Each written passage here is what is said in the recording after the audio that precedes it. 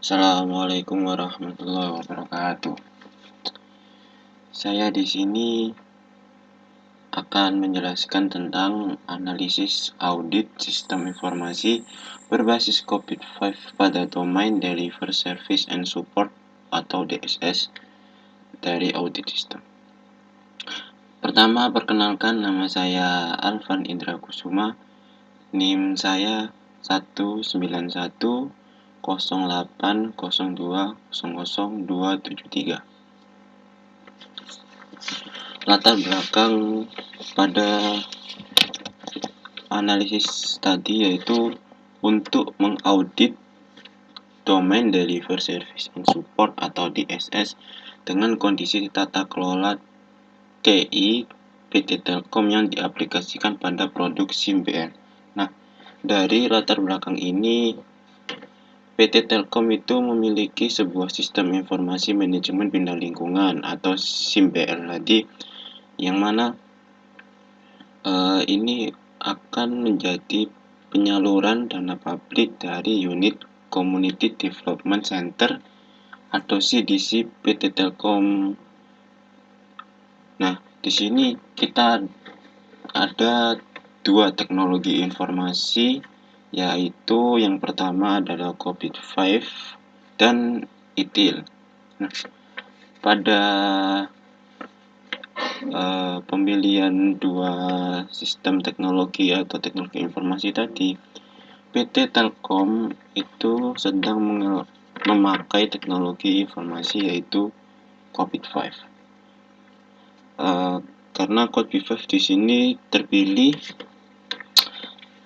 karena cocok atau sesuai dengan kondisi tata letak teknologi informasi di unit CTC PT Telkom yang saat ini akan diaplikasikan kepada produk SIM-BL.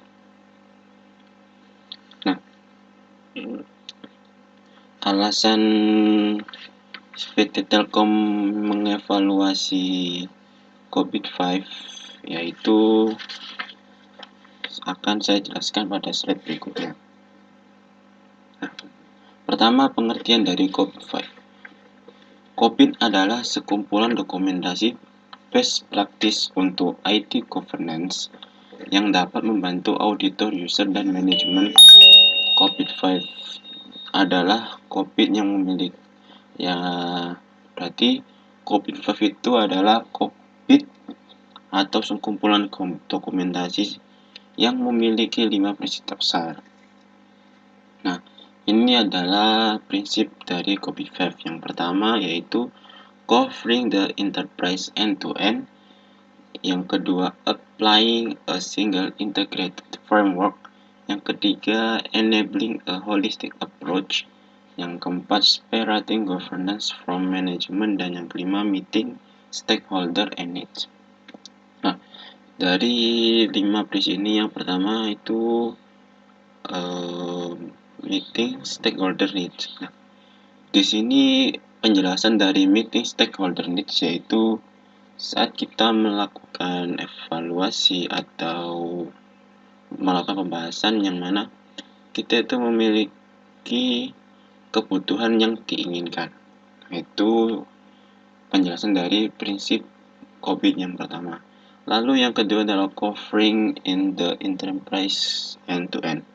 Nah, maksud dari prinsip ini yaitu menjaga atau mengcover seluruh enterprise atau kebutuhan kita dari awal hingga akhir, atau dari satu sisi ke sisi satunya. Nah, yang ketiga yaitu applying a single integrated network framework. Nah, di COVID-5 yang ketiga ini penjelasannya adalah mengapply atau menyetujui semua single integrated framework. Nah, maksud dari integrated framework itu COVID itu memiliki beberapa framework, atau COVID ini juga bisa termasuk framework, yang mana pada COVID ini banyak sekali framework yang dapat dipakai daripada ITIL yang tadi. Nah, yang keempat adalah enabling a holistic approach. pada prinsip yang keempat ini adalah maksudnya menyetujui semua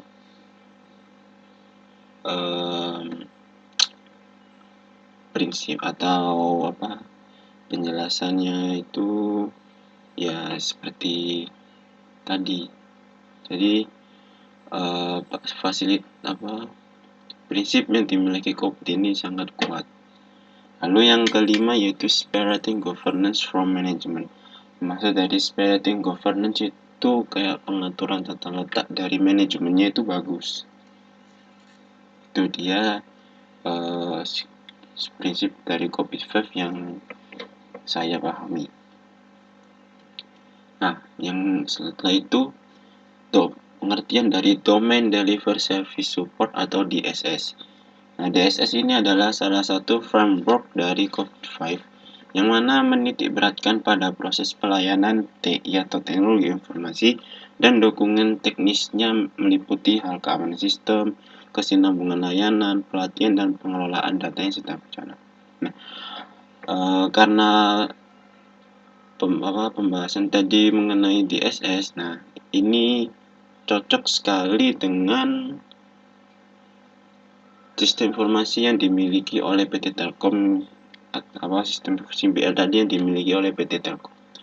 Karena pada sistem informasi SIMBL atau pada PT Telkom itu pasti meliputi hal-hal seperti keamanan sistem, kesinambungan layanan, pelatihan, dan pengelolaan data. Nah, ini adalah bagian dari Deliver Service Support atau DSS.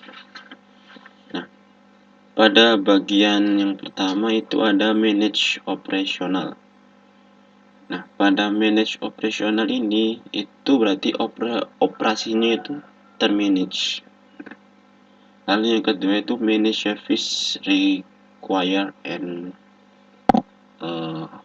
Incidents. Jadi yang kedua ini memanajemen service yang permintaan service dan layanan. Lalu yang kedua manage problem. Nah, DSS ini juga bisa memanage masalah-masalah yang ada pada sistem tersebut. Nah, yang keempat yaitu manage continuity atau memanajemen kelanjutan sistem yang berjalan. Lalu yang kelima ada manage priority service. Priority service.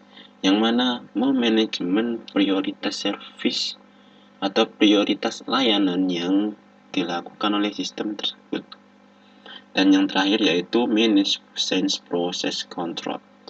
Yang mana memanajemen skala bisnis atau skala bisnis proses kontrol yang diberikan pada sistem tersebut. Nah, ini adalah enterprise goals. Nah, pada enterprise goals ini sasaran strategis yang digunakan oleh CTC PT Telkom. Pada bagian pertama yaitu BSG Dimension, kolom kedua EG atau Enterprise Goals yang sama seperti setelahnya yaitu Enterprise Goals juga. Nah, pada sasaran ini PT Telkom itu ada 5 persyaratan, yaitu yang pertama melibatkan masyarakat dalam proses kinerja sosial perusahaan. Yang kedua, melakukan inovasi untuk melakukan transformasi dalam pengembangan teknologi time yang keberadaannya sangat dirasakan masyarakat. Dan yang ketiga, menerapkan investasi sosial atau social investment yang bertanggung jawab. Lalu yang keempat, mendukung program pendidikan terutama yang mempunyai keterbatasan akses sumber daya dan pengembangan budaya yang berbasis kearifan lokal. Dan yang terakhir yaitu memfasilitasi program kesehatan masyarakat melalui penggunaan IT dalam mengintegrasikan transaksi bagian kesehatan. Nah, Itu tadi 5 syaratnya. Nah, ini sekarang adalah kolom yang di sini. Untuk BSC dimension itu ada yang satu financial. Nah, pada nomor 1 financial enterprise goals yaitu stakeholder value or Business investment. Nah, pada syarat yang pertama itu hingga syarat yang terakhir yaitu hasilnya P. P itu berarti perfect, ya, sempurna lah. Nah, ini goals yang kedua yaitu portfolio of competitive product and service. Nah, untuk syarat yang pertama itu tidak ada. Nah, untuk syarat yang kedua hingga terakhir itu sempurna atau perfect. Nah, yang ketiga itu manage risk of or safeguarding of asset. Nah, pada syarat 1 hingga 3 yaitu sempurna, perfect, dan untuk 4 ke 5 itu not perfect lah intinya, tidak terrekomendasi. Yang keempat yaitu compliance with external laws and regulation. Nah, pada syarat yang pertama dan syarat ketiga itu perfect atau sempurna, bisa juga terrekomendasi. Nah, untuk syarat kedua dan keempat itu bisa dipakai tapi tidak merekomendasi, dan untuk syarat yang kelima itu tidak sama sekali direkomendasikan. Nah, untuk yang kelima yaitu financial transparency. Nah, pada financial transparency ini hanya syarat ketiga saja yang perfect atau ya terrekomendasi tadi. Sisanya untuk syarat 1, 2, 4, dan 5 itu tidak sama sekali dibutuhkan atau tidak ada penilaian goals-nya. Untuk yang nomor 6 yaitu customer oriented service culture. Nah, sini untuk syarat 1 hingga 5 itu rekomendasi semua. Nah, pada nomor 7 yaitu business service continuity and availability. Ini di sini diwarnai merah, berarti tidak sama sekali terrekomendasi atau bad score, ya, penilaian jelek. Nah, sini untuk BSC yang penilaian dari customer itu yang pertama agile response to a changing business environment. Nah, ini hanya syarat yang kedua yang memenuhi, dan syarat yang kelima itu tidak memenuhi. Dan 3 syarat sisanya yaitu syarat 1, 3, dan 4 itu tidak ada penilaian. Nah, untuk nomor 9 dan nomor 10 yaitu information based strategy decision making, dan nomor 10 itu optimization of service delivery cost, itu diwarnai merah dan tidak ada skor sama sekali. Nah, yang ketiga dari internal yaitu optimization of business process functionality, yaitu penilaian pada syarat ketiga saja dan sisanya tidak ada penilaian. Nah, kesimpulan dari tadi yaitu yang pertama, pada tahap pra-audit telah diproses domain di SS COVID-5 yang mana merupakan keseluruhan proses domain yang sesuai dengan kondisi tata letak bina lingkungan SGM CDC PT Telkom. Lalu yang kedua yaitu dari audit tadi diperoleh satu proses yang mana mempunyai level kapabilitas 3 dan 5 proses yang memiliki level kapabilitas 4.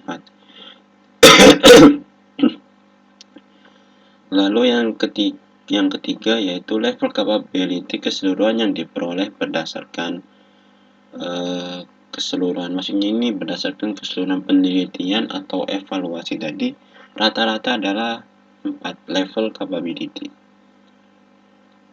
Dan yang terakhir yaitu level target yang ingin dicapai adalah 5 optimizing proses. Nah, saran yang pertama yaitu penilaian tingkat kapabilitas terkait bina lingkungan SGM CDC PT Telkom. Dalam tugas akhir ini maksudnya dalam presentasi tadi bisa dilanjutkan pada modul-modul lain yang agar menggunakan COVID-5. Maksud dari modul-modul lain yaitu sistem-sistem lain itu lebih bagus menggunakan COVID-5 ketimbang itu tadi. Karena COVID-5 itu sudah terjamin kemanajemenannya tadi. Dan yang kedua yaitu dapat ditambahkan scoring atau pembobotan dalam terkait pengumpulan bukti atau evidensi yang dicari.